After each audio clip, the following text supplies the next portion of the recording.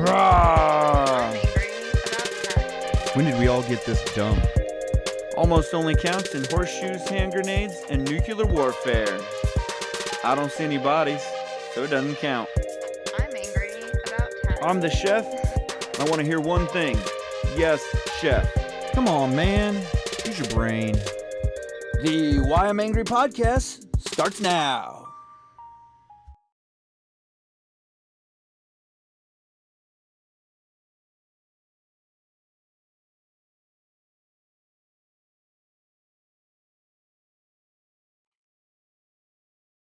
All right, guys. Getting on here real quick, just for a minute. And I've got a video here for you guys. Just wanted to get on here and say, a couple things. We've been out a couple weeks because of the, Honest Abe. He was getting married. So we got on sparsely over the last couple weeks, and just wanted to kind of show you guys what you get if you support us. Some extra podcasts you get from different times where I do interviews and stuff with like Maugs and that kind of thing. So this is there we go. All right. And then so I just wanted to give you a kind of where we're at with things, kind of give you a preview of what you can kind of expect if you support us. You can get extra podcasts. You can kind of get the behind the scenes looks, little extra, I guess, videos and insights that we do. We do election updates and things of that nature. You kind of become, part of the insider crowd, helping us out, helping us get things set up, and you're supporting us in making sure that we're set up, that we can continue to do this podcast for a long time, and that kind of thing. So let me get this queued up for you, and then yeah, we'll roll that. And tonight, we're still recovering from the shindig that was Honest Abe's um, wedding, and make sure that if you can get out here, get on there, in the description box there is a link to our support page. $2 a month gets you all the behind the scenes access. This was one we did like 3-4 weeks ago, and you know if you don't subscribe to that, you wouldn't have seen it, just for the fact that we needed something to play tonight, and that's what we're doing. So appreciate you guys. We're also going to start cutting the podcast on the live feed, about 45 minutes, and then you got to get the rest of it. You have to go to the podcast.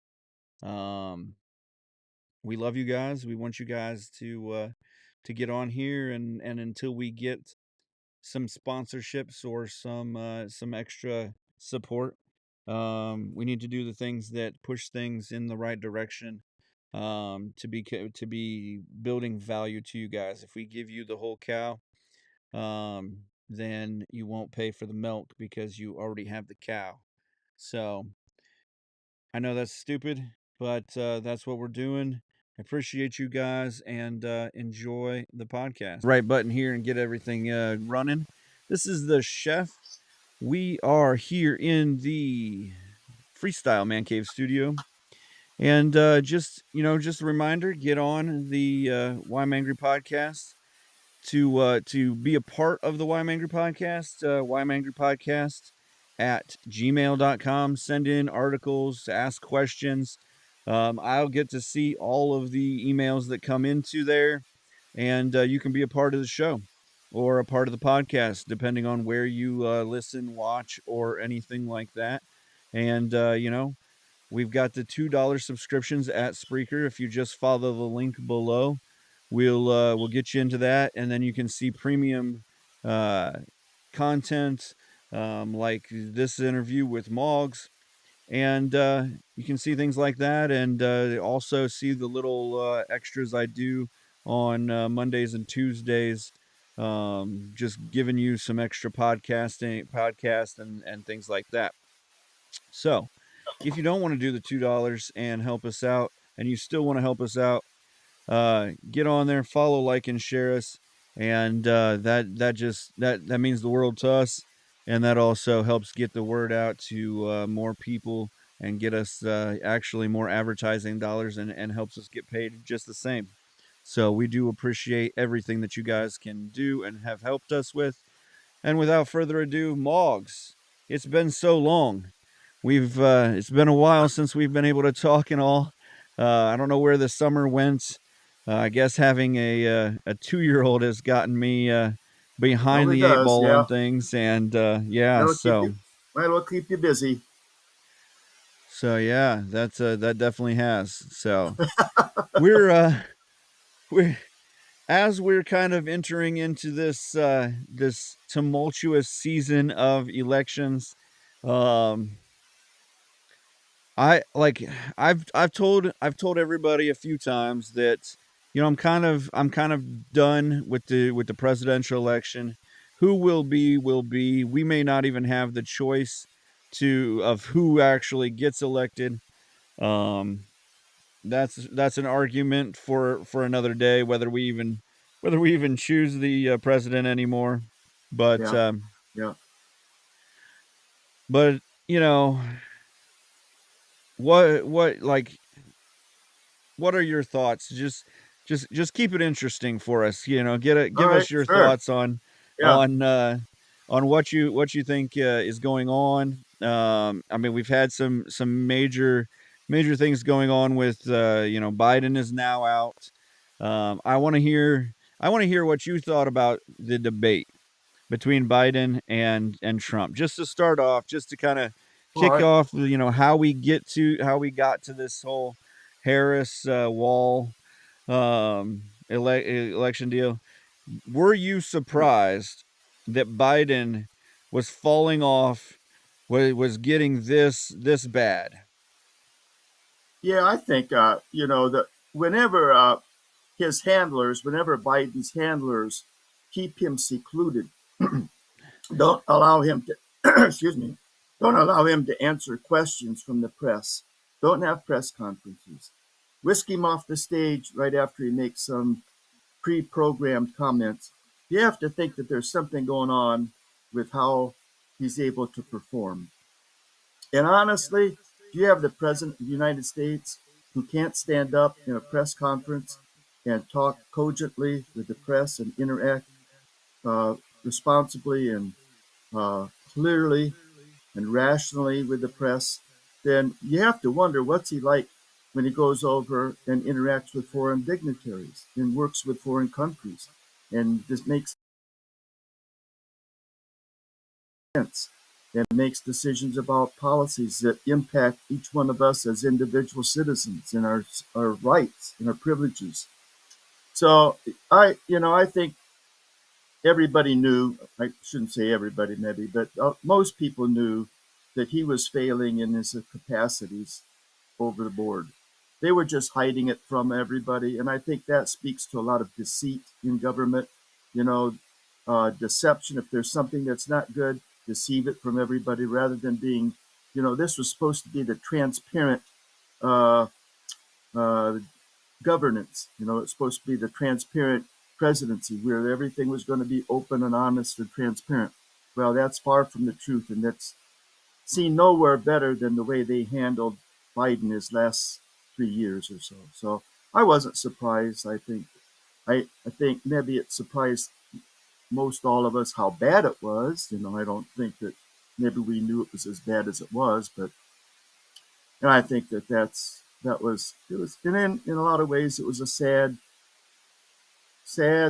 situation where the president of the United States, of all the people that could be president of the United States, president of the United States of America, was that in that bad a condition. So Right.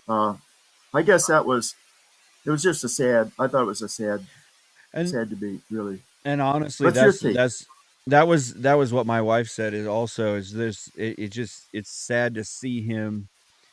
You know, they trotted him out there as the president of the United States, and then he just kind of stood there a lot of the time and just kind of Yeah. stared into the camera. You could see that he wasn't 100% present there, and I feel like they pulled the rug out from under him even. Like, I mean, I feel like they had to have given him some, like, for the State of the Union, some kind of cocktail of energy pills or something, Well, energy they and they probably gave. I think after the State of the Union, I told Laurel, no, I think they probably gave him some Adderall or some Strattera, medicines or Ritalin, those kinds of medicines we give for. They're stimulants, right. they use them for ADHD. And I think they pumped him up with something like that before the State of the Union because that was not his customary normal performance. And I honestly thought they might do the same thing for the debate with Trump, but apparently they didn't, and Well, it and that's shows. that's what we said too. We'll see how this is going to go. Yeah, Either they're going you're right. to pump him up and get him going, or they're going to pull the rug out from under him and start the process of getting rid of him. Yep, And yep, we see you're right. now exactly what happened is they Yeah, started the process of getting rid of him. And it yeah, was yeah, just, to me, it was just funny because we knew he had, like you said, he couldn't answer questions after a press conference. He he literally asked for permission to answer a question or two a couple times, yes, sure. and it's I mean, like, does the president of listen, the United man. States have to ask if permission to answer It's questions? exactly Get real. ex- exactly right. And then he comes after the debate. I end up watching some of the CNN just to see how they reacted, Yeah, and they had like 10 or 15 people on the panel, and they had like Van Jones on the panel, and he's like, "Oh, I can't believe." I mean, when was the last time you saw Van Jones? yeah, So obviously they had to find a couple people who were actually surprised that he had gone down that far. But it it was after the speech he made after the debate. He says, "Well, I may not be able to debate as well as I used to be. I may not be able to, do a lot of things. This is the presidency of the United States. you're right. Yeah, Why would we even years ago in the 80s and 90s, we wouldn't have even considered a guy, for one, you're this right. old. For You're right. two, we wouldn't have considered a guy who fell off a bike. For Yeah, three, yeah, we wouldn't have even considered this guy had he even made this speech. He would have been booed off and maybe even taken out of office then. I mean, yeah, just like, if you're not tip top shape, you shouldn't be running the world. yeah. And you have to think, what would it have been like if Trump had exhibited those same behaviors and Right. capacities? I mean, he would have been ridiculed, raged long before this. So it Well, shows the deceit and double standards that media portrays people as. I mean, it's well, just and that's sad did commentary on our culture. that is true. That's true. And that's really what happened when they had the assassination attempt on Trump. CNN came out for their first article said, "Oh, Trump fell. Yeah, right. Oh, I don't know if he's fit to be in office. He fell on the ground Yeah, yeah, during yeah, during." And I'm yeah, like, "What do you mean he fell? He yeah, obviously there's something going on there. yeah. You didn't even Well, it's you just like it's just denial. They can't, and that's where people use denial to not have to encounter reality anymore. So rather than confront the truth of a real thing that happened, they use denial over and over and over. And it's true of denial for the good things that Trump has been, and it's been denial in the bad things that and the incapacities of Biden. So you'll see it over and over. And honestly, Aaron, I think that's my biggest concern about the election is people vote not by what they see as real, but what they want to believe. They want to use Right. denial and delusion, and they pump up their own little world of, well, Biden's really not that bad. Kamala Harris really isn't that bad. Trump is terrible. He's worse than anybody can imagine. And they build their own little cocoon of what their little world is out of denial and delusion, and they vote that way. And that's what has got us to where we are today, I think. From the 2020 election, you can see it even happen there, but it's progressively gotten worse since then. That's my take anyway. What's yours? Right. Right. And that's what we've said is facts aren't facts anymore. Facts are You're what right. you believe, and what your belief is now fact. And Yeah. that's a scary sight in any kind of world that you're, any kind of decisions or any kind of conversation that you have. I mean, we've kind of faced off against YouTube and Facebook later, or the last few months here, about what facts are, because we posted, and really what the news is. We posted a funny meme, had Leonardo DiCaprio in it, and said, and he was laughing and taking a drink, and it said, "This is it's me while the Democrats realize that they've got 100 million ballots stuffed with the wrong name on it." After Yeah. Biden quit and Harris was getting ready to be put in place, and obviously it's a joke, but they Yeah. they wanted to ding it as false news, Yeah. Sure. fake news, fake news. Like, no, Yeah. this is a social media, account. Yeah. This isn't the news. The Yeah. news, for one, is no longer news. There is no news.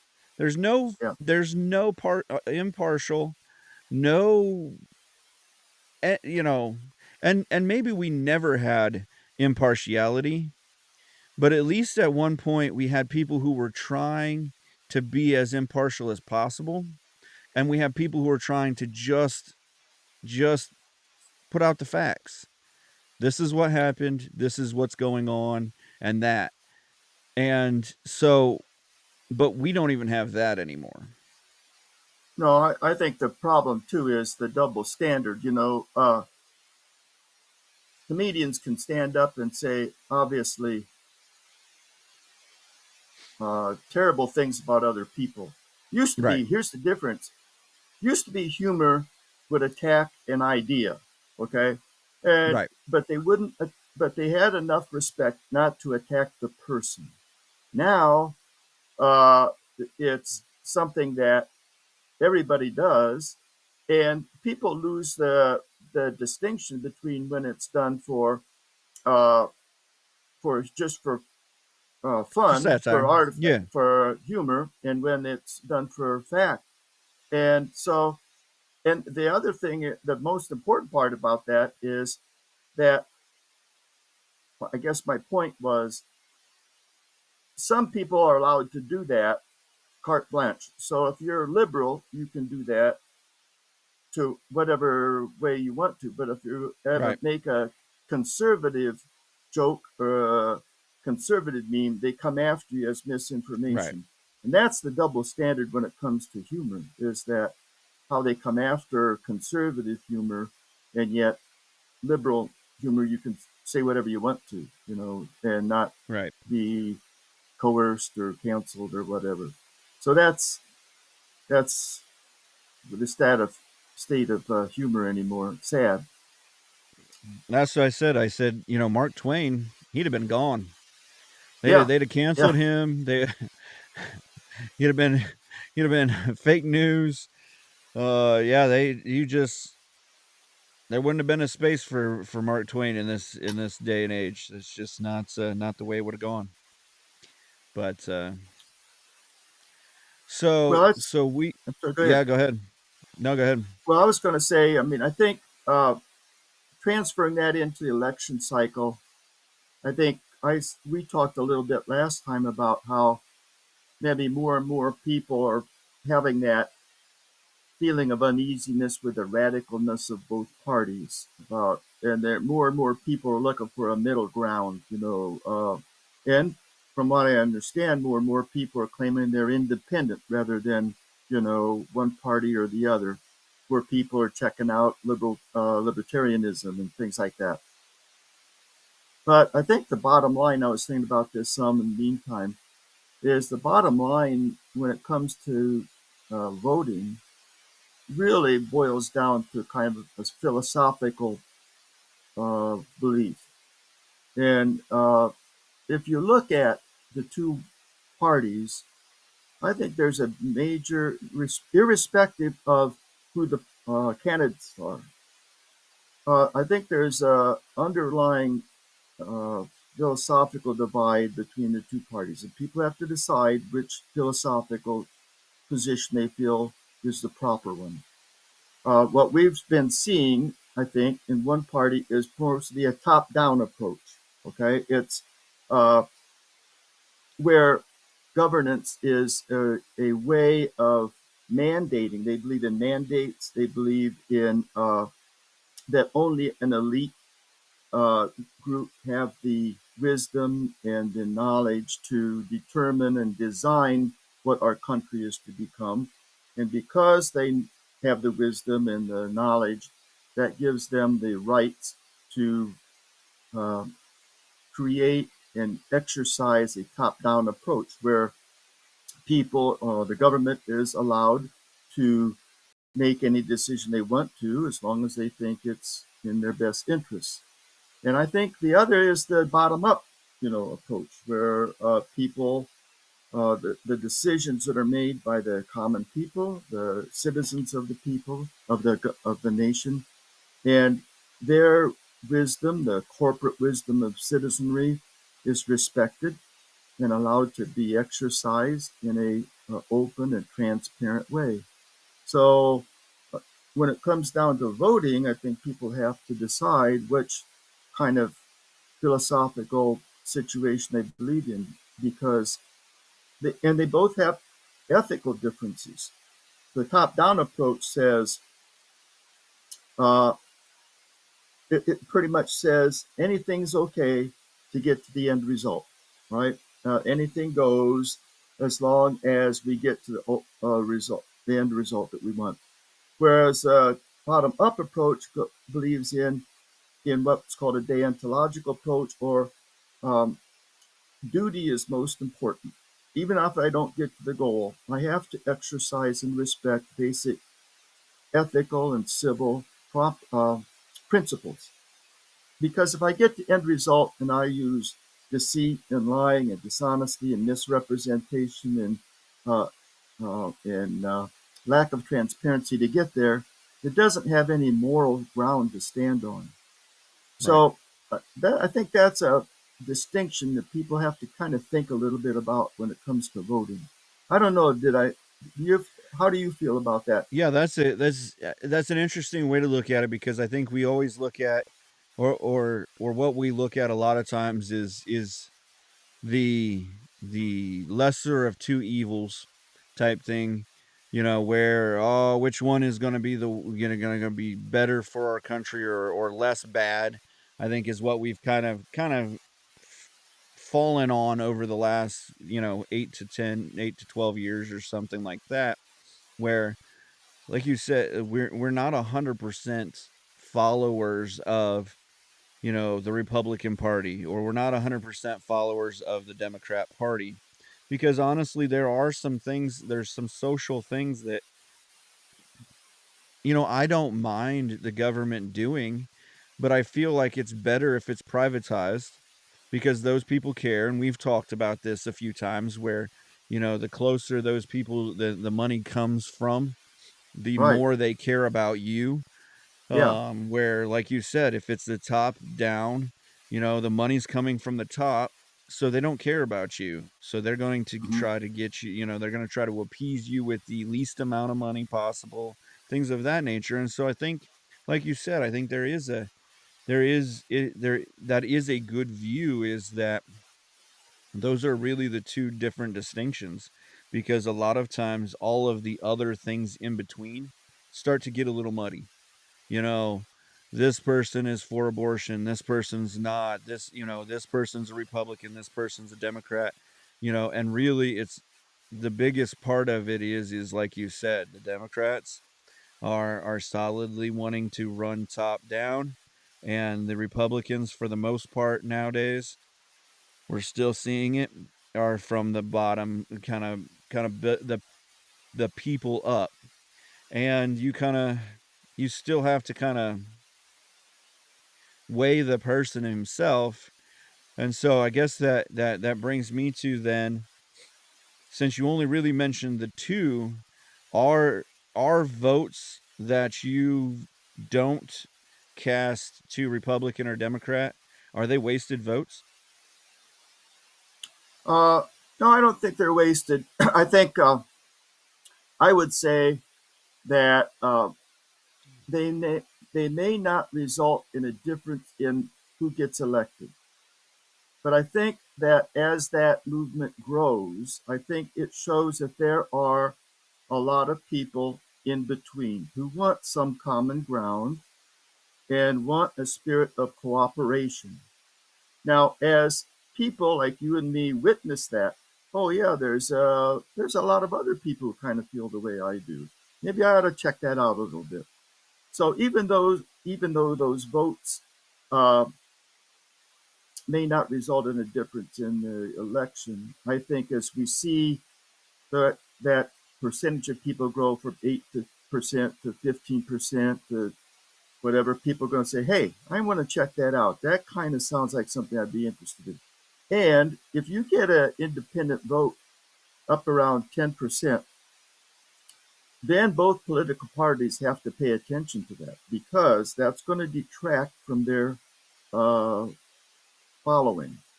So Right. then there's a little leverage formed in the independent, not a lot, but a little leverage formed in the independent party to say whatever that might be uh, for the radical margins of the parties to say, okay, we maybe need to tone this down a little bit.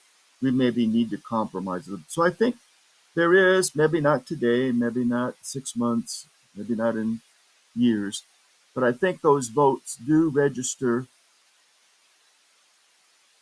the opinions of honest, thoughtful people who want something different. They want a nation that can figure out a way of pulling together, to finding some common ground, to solve solutions, to use common sense solutions for things. So I I uh, I think the key really is to get a good candidate. I think if a Republican Party or Democratic Party could recognize that there's a influential third party candidate that can pull points, I think Right. that's the hurdle to get over for any independent parties. Get a really good candidate. And I think people would be drawn to someone like that. Right.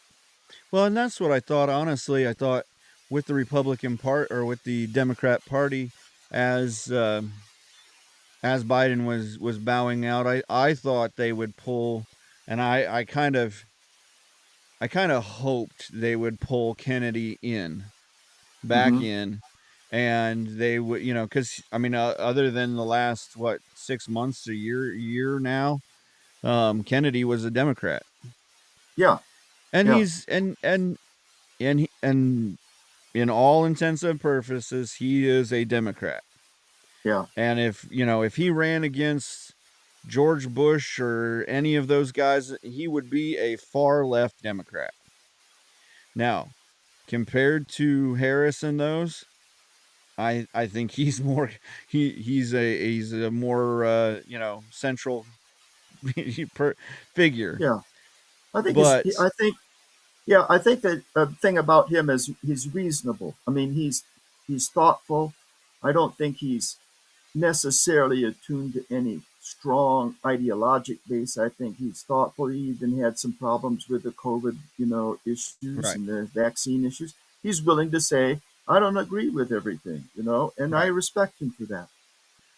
And I think you just hit on, I think that honestly, without going too conspiracy theory type deal, I think that's why they didn't end up pulling him in. Yeah, I think sure. that Harris has very little of her own thoughts, and she can be moved and manipulated wherever they will go, which is why she also voted on the no tax on tips. Yeah, yeah. And that's the thing that you see. Uh, I think the thing that bothers me most is, um, along with a lot of other things, I should say, is the thoughtlessness of some of our politicians in our citizenry. Uh, it's You mentioned Harris. I guess that's what came to mind. To contrast Harris with Kennedy, to me, is like black and white. You know, when he talks, at least you can follow his train of thought, and you can see that he's thinking about things, he's deliberated about things, he's weighed the consequences, short term to long term. But when she talks, it's vaporous. There's no content. It's just her rambling. And so I think my sense is we've got to find candidates that are thoughtful and reflective, and we ourselves have to think critically and reflectively about who we want to vote for. I see people and hear people all the time say, "Well, I'm going to vote for so and so because I like him." Well, what do you like about him? Oh, I don't know. I just like him better than the other candidate, or I dislike the other candidate. What do you dislike about the other candidate? Well, I don't know. I just don't like him. Well, if we vote like that, no, have you ever Right. heard people say that? Oh yeah, I yeah, mean, all the time. yeah. And when you ask them, what is it about this person that you don't like, they can't answer anything other Right. than their own emotional response to that person. Now, Right. you've heard me say this before. We didn't win World War II because people and the soldiers liked General Patton. He Right. wasn't a very likable guy. Most people say they dislike him, but he was a good general and he helped us win the war. It's what he did, not whether the soldiers liked him at all or not. And when we think about voting for president of the United States, we as voters have to say, we have to come to the realization that this is not a popularity contest. This, we need to vote for people who have the caliber of character to make good decisions for our country, not for this globalism, not for the whole world, and get into this worldwide global elite. What is right for our country and for, more importantly, for our people, in our people. We've got to find people who have that much character, or our democracy is just going to further down the drain. Yeah. Yeah. So, Definitely. Definitely. so when, so I was given some thought to what are the questions we should ask ourselves when we vote for people. I mean, Right. uh, if we have candidates, do we vote for them just because we like them or don't like them, or are there some questions we should ask ourselves? Because anymore, this is called, our era is called the post-truth era, and that means that we obviously can't trust everything now that we hear anymore. And so we can't vote for people anymore. I don't think on what they say they will do, because Right. it doesn't happen. So we have to learn to trust and vote for people on what they have done, what they have already demonstrated in their activities and their decisions. So we need to look back a little bit and say, we look at Harris, what has she done in the last 3.5 years, and even before that? If we're looking at Trump, what did he do while he was in the presidency? And we have to ask ourselves who demonstrated at that point in time and made the decisions that were best for our country. I don't know if our citizenship can get to that point, Aaron. I think we vote emotionally. What's your take? So this brings me to the question of, I've been listening to a few different guys, just different podcasts and stuff like that, and just seeing some stuff, and it's something that I've been kind of alluding to in the podcast is, have we lost a sense of patriotism? Okay. Mm-hmm.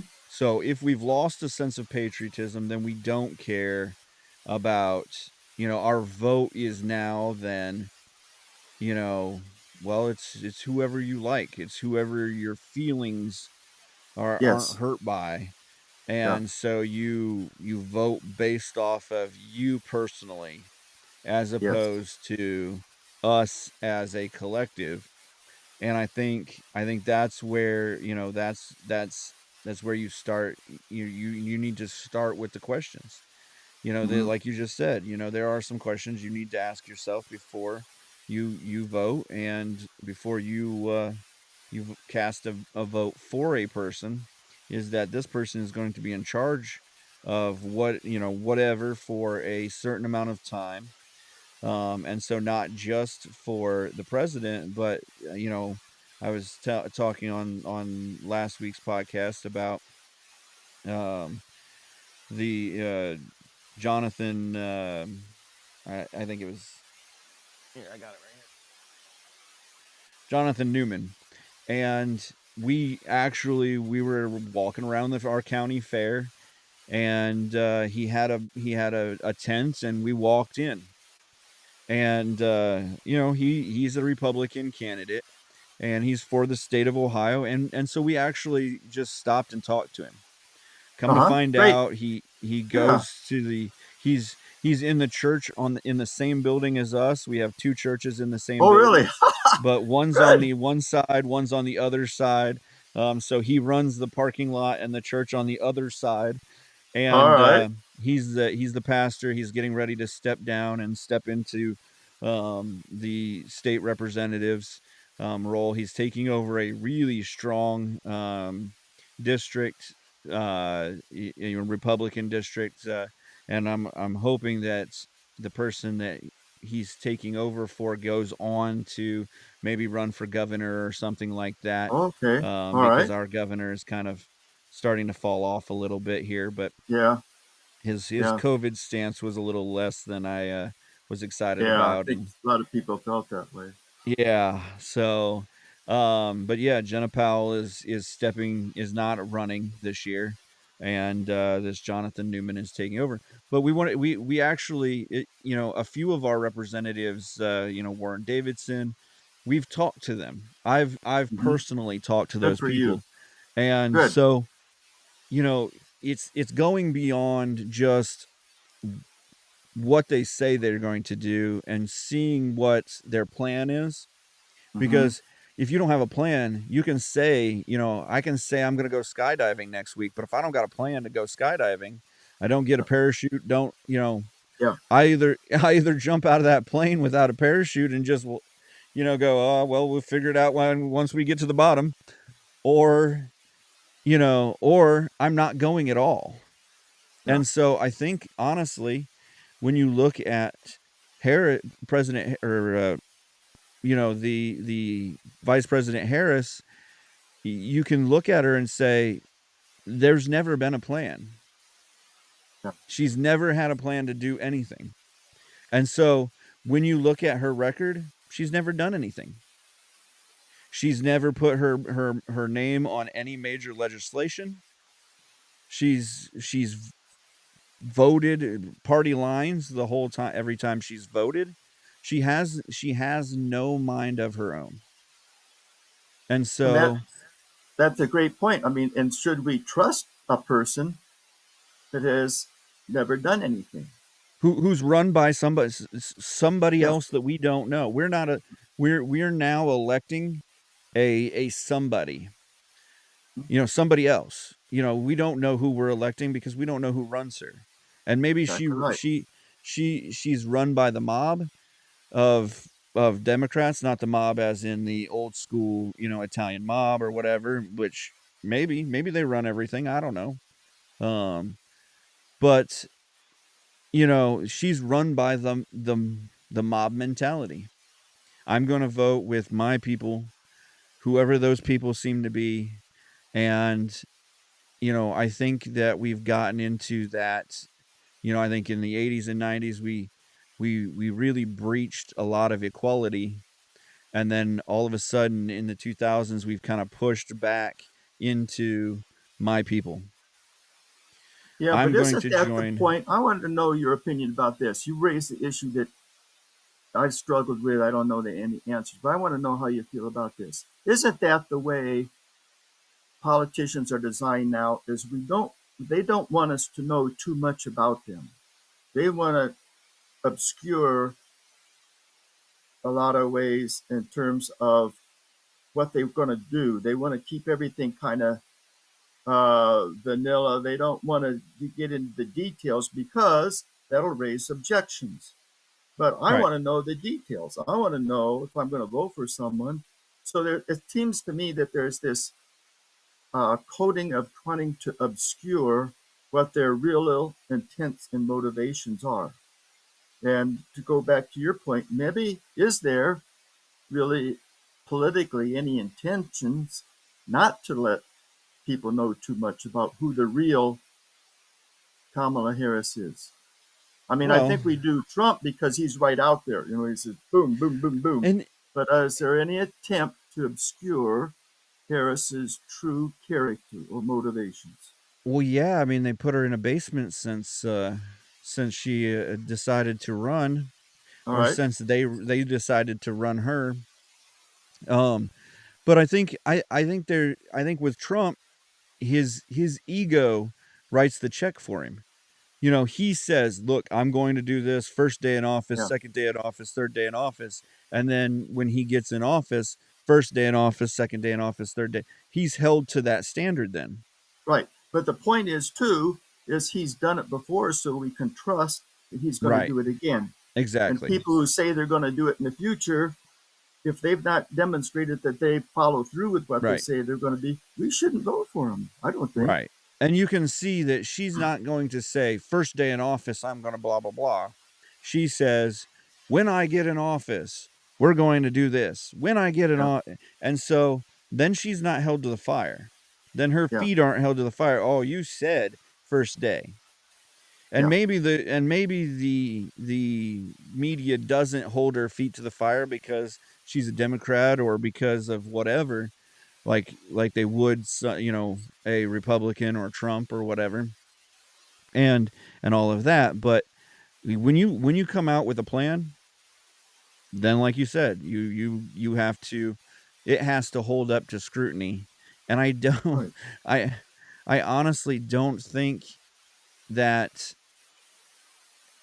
because anybody that's leading the Democrat Party right now feels like they're a proxy, feels like they're being run by a some some other group, or they're being run by an opinion poll, or whatever. I don't think that they can come up with a plan Hmm. that could hold against scrutiny, because we've had those where you think about it, the Obamacare came out and they said, pass it before you know what's in it, blah, blah, blah, do all this.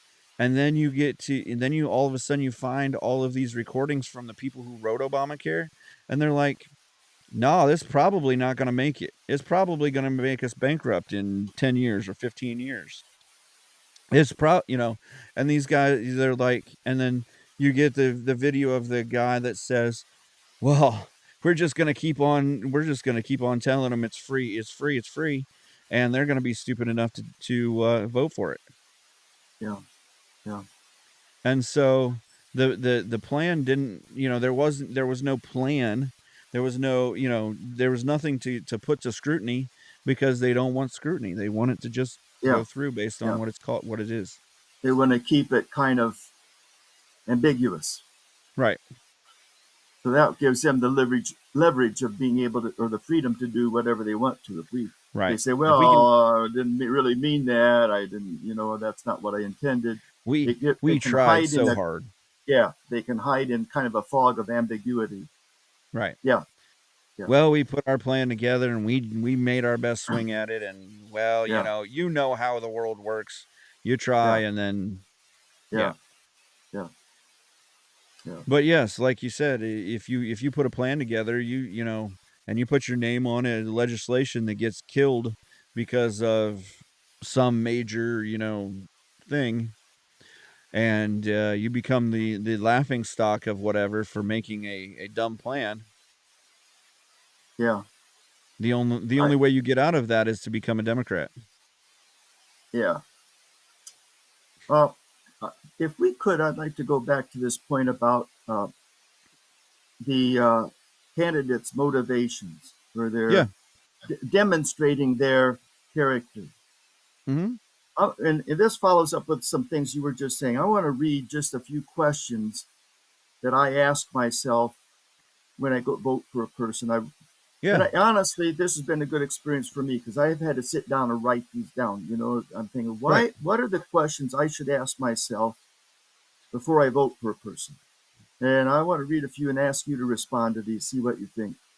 And maybe some of your listeners, you know, maybe this is something that they can ask themselves too. Here's Right. one. Has this person in the past or can they in the future be an effective world leader? Can they work effectively with our opponent world leaders to establish and maintain peace? Have they been able to do so in the past? Have they worked to ensure our military has the leadership and capacities to protect our country? So to me, that's up in front first because the main role of the presidency is to protect our country, right? And be able Right. to interact with Should be. world leaders. So here's the second one. Does this person genuinely have our nation's best interest at heart? Do they have our nation's well being as their first priority rather than their own personal wealth, influence, or power? And that goes back to what you were saying about the individual citizen.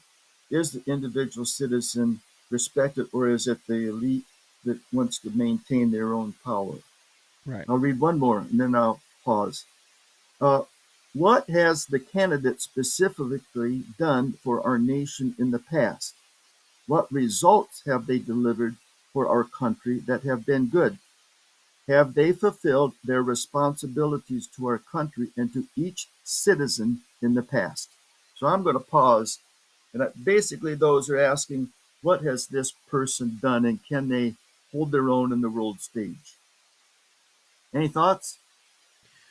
Well, I mean, obviously, you didn't do a lot of voting for Biden, because because because what has he All done in right. the past? Now you know. Now you I know. mean, he pushed racism. He helped his son out of being in a Ukrainian prison. We still owe them probably millions of dollars for that. Um, you know, all kinds of stuff like that. But and then is he in it for, are they in it for themselves? And I think that's a big one, is when you look at that one, you kind of you look at what they've done. What have they done to prepare to be president? And Harris has done very little to prepare to be president, other than she you know she hasn't held a whole lot of jobs outside of being in the being in Congress. And then she was kind of brought up to be a racially ambiguous piece of the Biden Harris election, you know, campaign. And so, you've got a old white guy. He doesn't kind of fit the bill of bringing in, the masses of people anymore. And so you had to you kind of had to add somebody to it. And honestly, I thought even, and this is getting on a little bunny trail, but I thought even Trump would do that this year. That he would get somebody like, Marco Rubio, or somebody, or Vivek Ramaswamy, to be on his ticket, to bolster the kind of, the diversity. Yeah. And I was surprised by JD Vance. He's another one I've talked to, and been impressed with and inspired by. He's not the kind of guy that's going to be the most eloquent speaker in the room, but you're gonna walk out of the room knowing exactly how he feels. You're gonna walk out of the room knowing that he has a plan, and that his plan is to do this, this, and this. And honestly, if you've read any excerpts from his book or seen anything in his life, pretty much when he plans something, it gets done. Hmm. From being a Marine to going, to the next step and stuff like that. And so I think it is important to go a little, because and it's even like this ad for this Republic, for Jonathan Newman. It says a lot of things on it. He's a defender of blah blah, and all of that, and Hmm. he can't really say a lot of what he's going to do because he doesn't know how the system works yet. Okay. But he can say that as a pastor, as in my life experience, this is what Hmm. I have done. Hmm. And I think you get into this point of, with a lot of and I'm going to say Democrat um, components, that there isn't much life experience. They haven't run businesses before. They haven't, they may have a degree in something, but as uh Ocasio-Cortez has alluded to before, she doesn't know anything about geopolitics, even though she's got a bachelor's degree in geopolitics. And so it's something that my pastor has said over the last year or two, that a person that has an experience is not at the argument of a person who just has the idea. Yeah. Yeah. So if you've So had an what you're experience, saying is, it's yours. If yeah, you don't have that experience, it's just the thought of how this would maybe work. It's theoretical. So you're talking about the difference between theoretical physics and actual physics. so Into you're saying we should focus a lot on one's real life experiences and what they have seen and done, as opposed to what future promises without a plan might be offered to us. right. I think Yeah. I think that shows a lot about your character, and I think that's the only Yeah. real measuring stick we have for your I agree. character. Yeah. Um, Agree. and you align yourself, like you said. You take in who they align themselves with. Mhm. A lot of you see a lot of the even the Republicans. I look at and I think, okay, yardstick here. I'm going to keep them this far away, and Yeah. these people, I more align with because of the group that they've kind of pushed into, and the people that they've kind of joined with. Your kind of even your Republican outsiders, your Rand Pauls, your those guys that have kind of, they've built their reputation on being a a singular voice. And that's not that they're just in it for them, but they're not in it for to just follow the party. Yeah. Yeah. No, that's an important point. I hope people, I hope our voters, and you've made the point before that should be emphasized is, of all things, we need to make sure we vote. But I, Right. but I, but I hope our voters weigh those thoughts you expressed, that they take seriously a person's previous track record, because I think all too often we vote emotionally, and I hope we can see the difference. Well, and that was even one of the things that I saw. One of the guys in um, black journalists convention that they they had brought Trump in and had him do a couple questions, just a question and answer session, and the first, and then everybody reports that Trump was rude to them, or Trump called the first question asker rude. Well, she was. She came at him guns blazing. He's a former president. Like we don't respect positions anymore as people, and so we've lost respect for people. And so, we call, and you'll even hear me say President Biden most of the time, um, and because he's in that position, and you respect the position even more than you do, the person in it and things of that nature. And so, in losing the sir and ma'am in our country, we've lost that respect for the position. Yeah. And so it's like I said about the kids taking their lumps to get to where they're going, in football and stuff. Some of my freshman kids were like, oh, I can't believe I got to go through two a days and blah blah blah and all of Yeah. this. And I'm like, listen, like, everybody has gone through that. Everybody above you had to go through that. And, so this is your rite of passage. This is your building blocks. You want to see how good these guys have gotten? Why they've gotten so good is because they've gone through that. And I think that we've lost that because we don't elect business owners. We don't elect people who are the best qualified person for the job.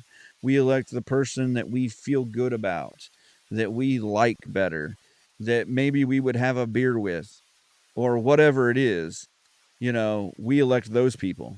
And so instead of looking back and being like, this dude was a Marine who built himself out of nothing, who, whose grandma may have carried a gun under her seat, but who cares? This guy built I wouldn't himself want out of to. something. I wouldn't want to knock on her door at 2 a.m. Right. in the morning. Right. And we were talking about that. We're like, yeah, that's kind of how that area was back in the day, back.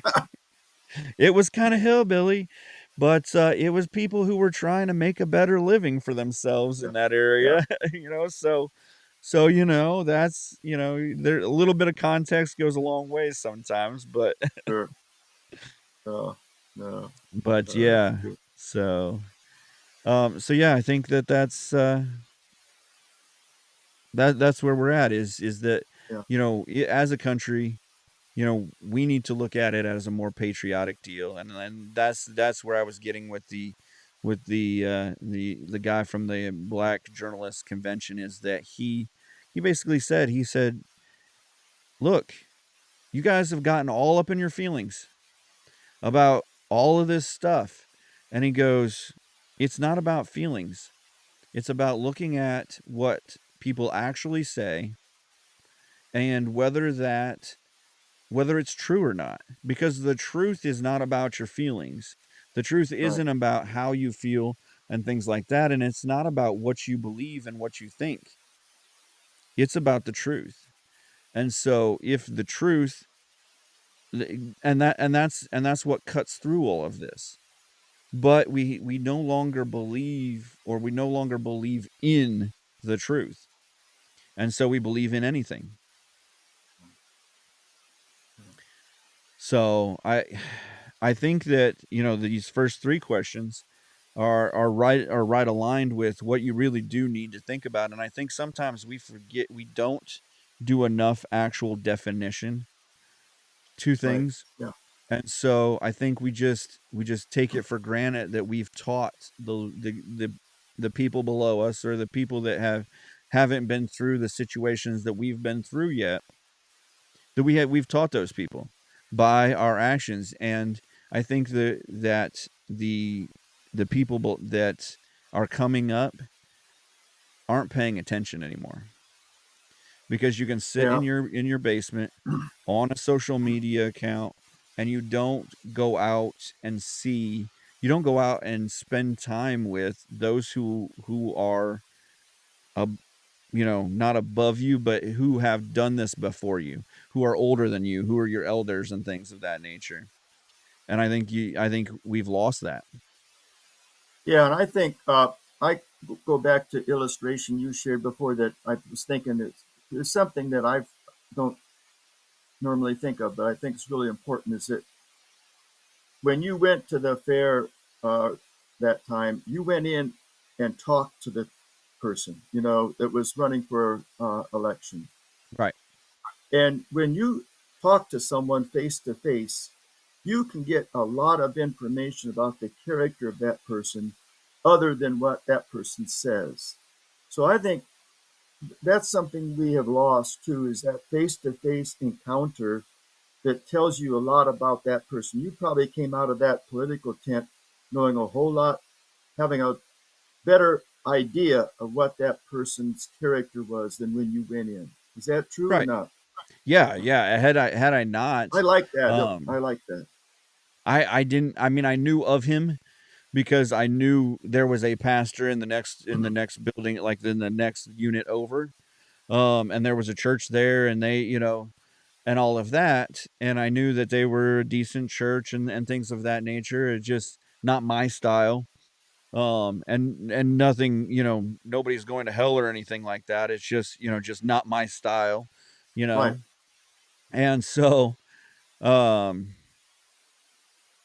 so I knew of him, but I didn't know him. And so you don't know a Yeah. person until you actually, get a chance to talk to him a little bit and things of that nature. And so I think when the nice thing about if you're kind of dipping your toes into it is it's super easy to just kind of, go into one of these tents, talk to these kind of these people.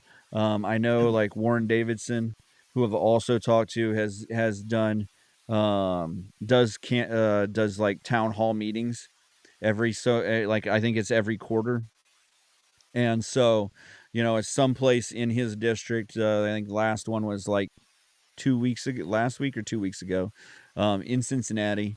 And so it just gives you this open forum that you can kind of go in, talk to him, tell him, and you can express your feelings on the issues of the day. What is the Yeah. most important issue? And so that, I was talking to my mother-in-law a little bit about, last podcast, and I did a political survey on the podcast.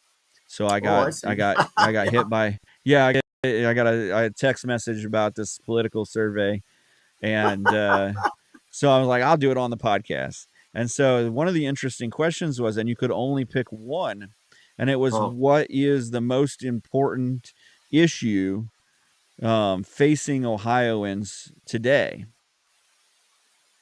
And they had a bunch of different issues, and it was like, drugs and fentanyl, infrastructure and roads, and some different other ones. And then it was religion and abortion.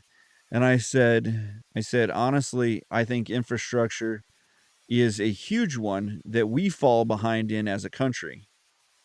I said, I think also that in Ohio, we have a major issue especially in my area, with the drugs and fentanyl, because we're on 75 and 70, two of the biggest roads in the country. And I said, literally, I can be on 75 or 70 in 5 minutes, either, or less. It just depends on how fast I drive.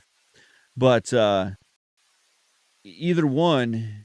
And so with that, a lot of people who do unsavory things and want to be able to get away, have also used this area as a hub. Just like we've become a hub for trucking and warehouses and things like that. We've also become a hub for that. And I said, I think that's a very important issue for Ohio, and it's come to my house. I have a cousin that died from an overdose of fentanyl just a year and a half ago. And so that is something that is important. I said, but as a Christian, the fact that they're killing 50,000 to 50, I think it's 50,000 babies a day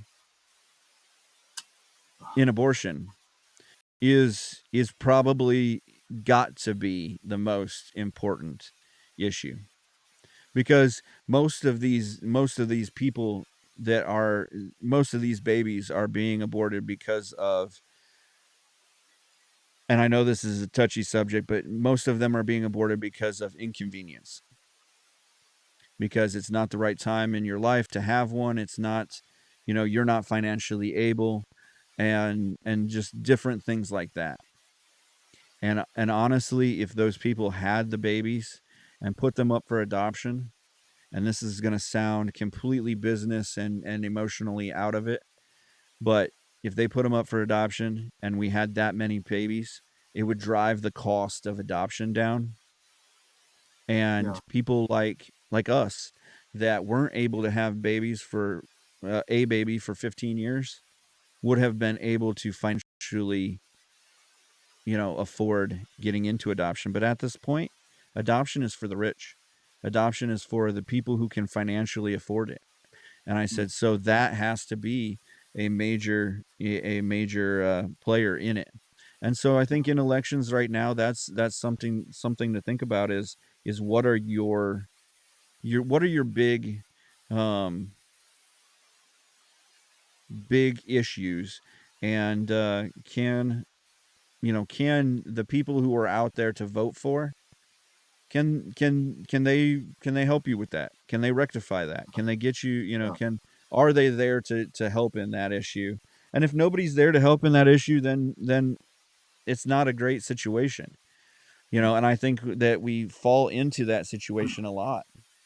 But I do think that, I think Trump's done as much for that issue as any president that we've ever had.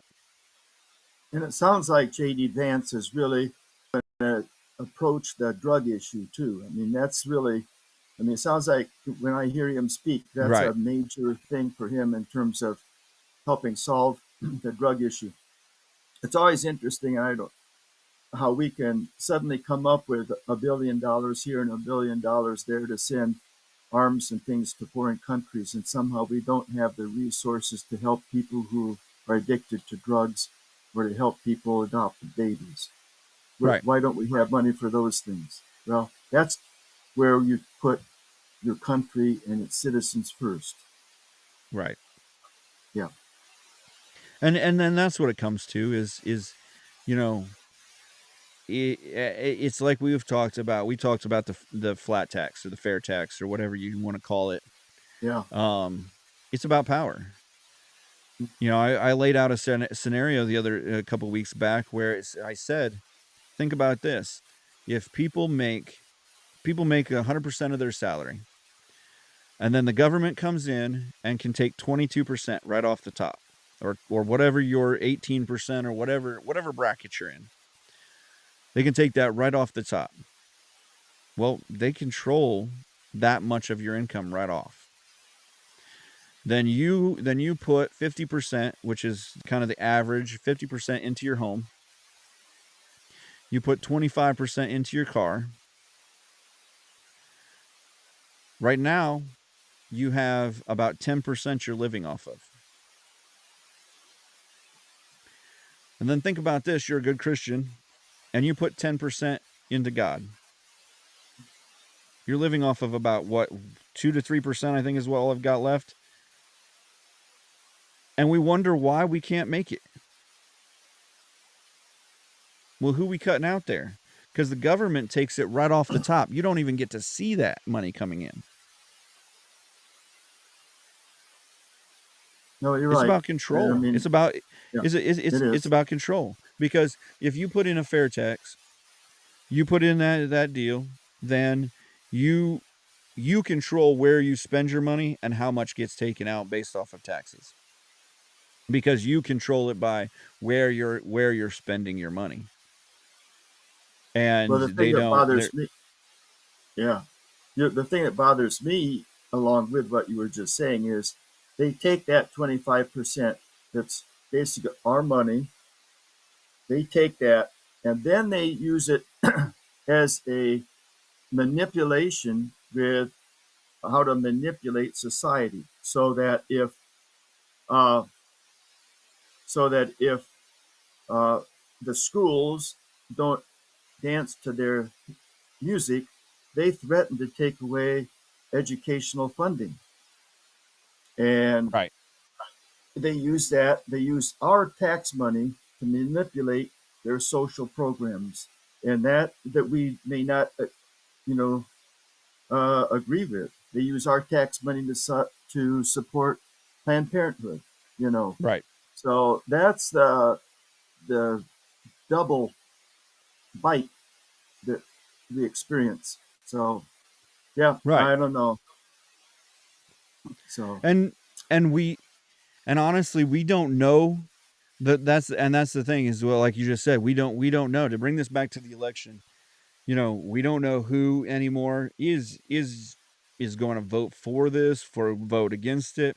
I mean, you would have thought Mitch McConnell should have been a strong Republican voice because he's been there so long. He's been a strong advocate, and then over the last 5 to 10 years, you can see where he started to, you know, as cliche as it sounds, make a deal with the devil.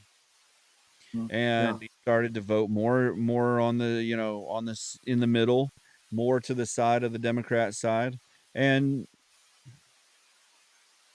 yeah, so if you see the writing on the wall that your side isn't got doesn't have the juice anymore, I guess, then the moral thing is to hold your ground. But you see the people's morals when you see them, start to cave and go with the crowd, with the mob, with that's how yeah, that's how the riot starts. That's how yeah, the looting and the running in and burning targets yeah, and stealing TVs and things like that start. yeah. So, did you see that California and New York have both rejected JFK Jr. um, off the ballot the last couple of Oh no, days? I didn't see that. Yeah, No, they both. no. New York said that he overstated his residency in New York, Oh, you and got to be so kidding me. right. So they booted him off the ballot, and California said, I can't remember what California. Oh, Oh, that's all California right. said because of Wall, you can't have two California um, Oh, candidates candidates. from California on the same ballot. See that the kind of So, thing just bothers me. so You know, it's nothing more than partisan power. that's it. He bucked the crowd, and that's why we said is They that buck. he's not bought and paid for. Yeah, yeah, yeah. And I No, you're said right. That's a good it example. Yeah, it makes a ton of sense to bring him back in. He's been running a campaign for a year. Not great. He hasn't been doing a great job because I think he could be at 10 or 20% if he used his status to hmm, build that war chest and everything. Um, because everybody likes the underdog story. yeah, He can say, "Oh, look, my home state, California, both been messing sure. me up." He just got to get on and get some TV time, but he hasn't done anything like that. And I thought he was one of the candidates that, like Trump, could have transcended the group and bought his own TV time, gotten into his own, some of those things, and because that's what JFK did. That's what RFK Yeah, did. They yeah, they both they both transcended the group, and hmm, so I thought they definitely could have he could have made a push. I was worried about him getting elected for a while, and I am worried yeah, about Harris because And then that's what I said when Biden went away or left the election. I said, they need to find somebody that has name recognition that nobody can kill off in 3 months, and that can pull in the dollars right now that they have bought and paid for. And that's why I said some of the 8 or 10 candidates that they said were in play. I said you got Harris, you've got Gavin Newsom, you got RFK Jr., and then Yeah, there wasn't too many more on the list yeah. that could jump in with the name recognition, with the the star power, and do it. But So they marginalized him from the very beginning because he true, didn't follow the crowd. He didn't right? follow they didn't dance the music of their narrative. And I think that's where you could see that happen from the very beginning when he announced his candidacy. They were not going to let him have a valid run because he Oh, didn't right, fit into their uh, ideas, I guess. right. Well, and then New York and California have just made it Isn't that square. something? Wow, So I they, didn't see that. yeah, I was just say, I know one of them was saying that he's only going to be on about 25 ballots in the country. So effectively, he's pretty much out. Which, if you run a third party candidacy, unless you Yeah, can get that 10 or 20%, you're pretty much out anyway. And if you do get that 10 or 20%, you're still just affecting the election yeah, outcome. yeah, And so, like you said, a vote for the third party candidate isn't a wasted vote. It's just it's an encouragement that we're stepping in the right direction. yeah. I And think so. so I guess that you have to decide, you know, is it better to encourage in the long run, or is it better to be that one more vote, Yeah, yeah, because if we got 200,000 people who are encouraging and you lose by 100,000 votes, then you know yeah, yeah, you go through a few years of bad times. But yeah. Yeah. I think the independent party or independent movement, I guess, would be a better phrase. I think it'll gradually grow. I don't know that it will ever reach the dominance of the major party, but I think it will become gradually more influential in modifying the two major parties. They'll have to have some accommodation to that movement. I hope so. The downside, what I worry about is the big money, because the big money comes into the major parties, and then they can manipulate the media, TV ads, the press. So the big stumbling block or the big hindrance to a third party is the big money coming into the major parties. It's hard to fight against money these days. and honestly, that's I can kind of say that I'm a little disappointed in Trump in the fact that when he lost, he didn't start a party. I wanted him to start a party, call it the Freedom Party, whatever he wanted to do.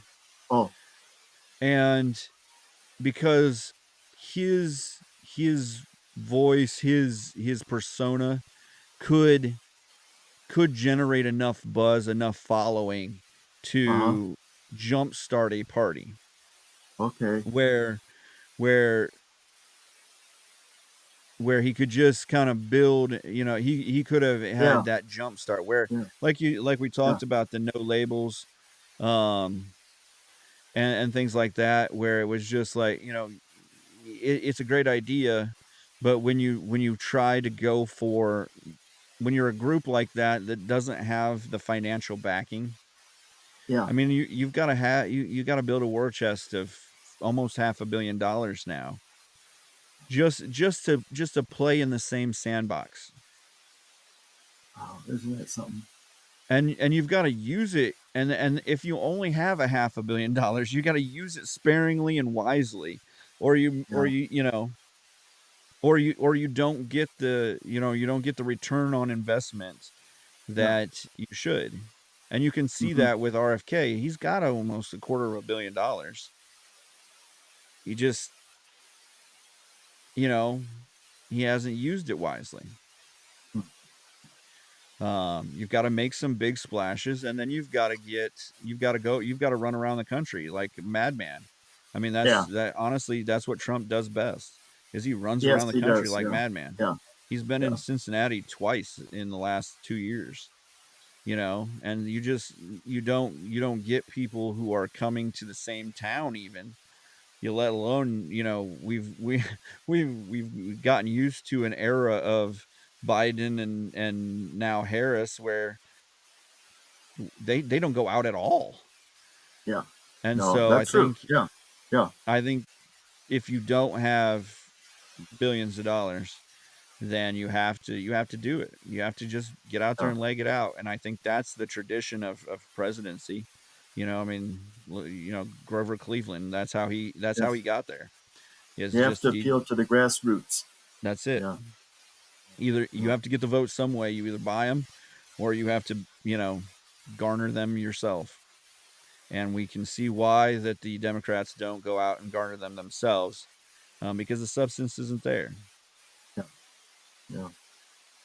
Sad commentary on our society. Maybe things Right. will gradually change. We'll see. Um, I don't know. I don't know. So yeah, I think it's one of those deals where I think we just it's the continuation of thinking for yourself. I keep telling everybody here, continue to get the education that you need. Go in and find these people. A lot of these people are more accessible than you actually think. Hmm. With emails, with phone numbers and stuff like that, you can call into their offices and stuff. I know in Ohio they all have offices where Hmm. they come back and whether it's a couple times a month or whatever, a couple times a year or whatever, and they have office hours. I don't know anything about Sherrod Brown's office hours, because I did talk to him once, but I just he so quick bunny trail, and then we'll waste no more of your time, but talking to these some of these guys and then talking to Sherrod Brown, and I felt like in the 5 minutes that I said, "Hey, how's it going?" and things like that, I actually met him at a home show when I was a chef and stuff like that, and Oh, yeah. Yeah. he just was there doing his little campaign thing and Yeah. Yeah. and stuff like that, and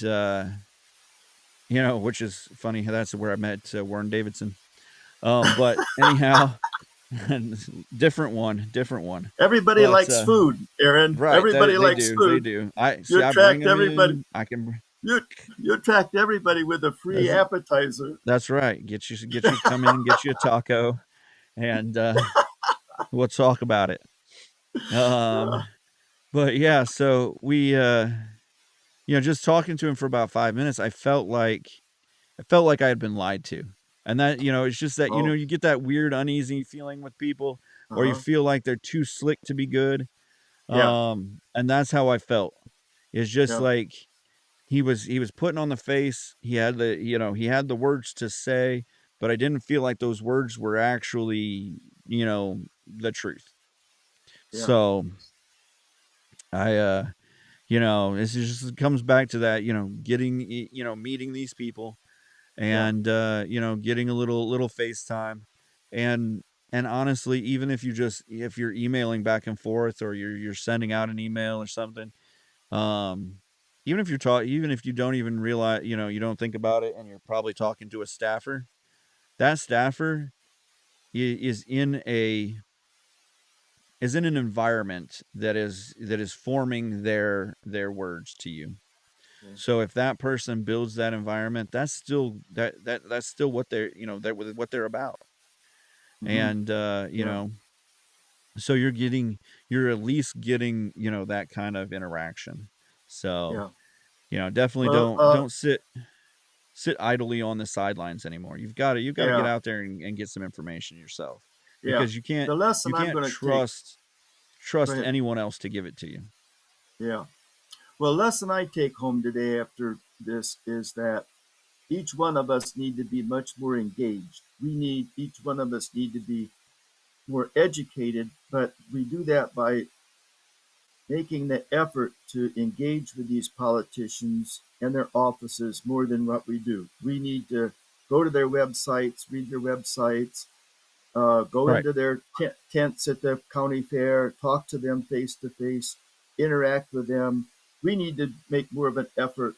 I need to make more of an effort as a voter to do those things. That's the take home for me today. And that was one of the things I even said about this Jonathan Newman, is that he's one of those guys that has seen things going on in his community and has decided to step up. And whether you're a Republican or Democrat or whatever, libertarian, constitutionalist, whatever you want to call yourself, and you step up for the country, well, there is a level of patriotism and a level of respect that right off the bat I'll give you. Yeah, And right. so if you're one of those people, be encouraged to get out there and start to stand up. If you've got like you said, to be more involved, you have to put your voice out there. And so whether it's, us on the podcast, or whether it's, sending, emails into the Why I'm Angry podcast with articles, or whether it's, calling your senator and saying, "Hey, I don't agree with this. Make sure you're not voting for this," or, "We won't vote for you next year," and things like that. Because those conversations, that they actually have, a lot of times you get a politician that will, they'll hear from the crowd that they deal with, and if they don't hear from their crowd, they feel like they're voting either the right way, or it doesn't really matter what you think. And when they hear you in real life, whether it's on email or phone or whatever, telling them that you don't agree with them, that's when that makes their decision, that much harder to make it wrong. And that much harder, that much more thought gets put into it. And so Good point. if they hear 1,000 of those calls, obviously they're going to realize that their voting district, 1,000 people a lot of times is a percent or more. And, you're going to realize that, a good amount of people are yelling this at me, because Hmm. if for every one person that does stand up, there's probably 10 to 15 people behind them that don't. And Yeah, that's that's a growing amount. We're less and less likely to stand up anymore these days, and I think that unless we can do it with our keyboard, and I think that you know we need to be encouraged to. yes, we do. So We do. so hit us up at whyimangrypodcast.com, or whyimangrypodcast.com, whyimangrypodcast at gmail.com, to get your messages into us. Tell us how wrong we are, how right we are. We always like to hear the second one. But honestly, just as important is how wrong we are. If you think we disagree, you know, we'll push our agenda even more, and tell you what we feel and why we feel about that even more. But it's like I've said to about anything, get out there, get your information, get educated, and get that get own that information, instead of just theorizing about it. So follow, like, and share us. Help us out with that. And if you got a couple bucks you want to throw it our way monthly, you get a little extra things like this, and and some other added time bonuses on our podcasts and stuff. And we'll definitely get you into that. And it's been a good one. Maugs, been awesome. Remember to follow, like, and share the Why I'm Angry podcast across all social media platforms and anywhere you get your podcast. The Why I'm Angry podcast ends now.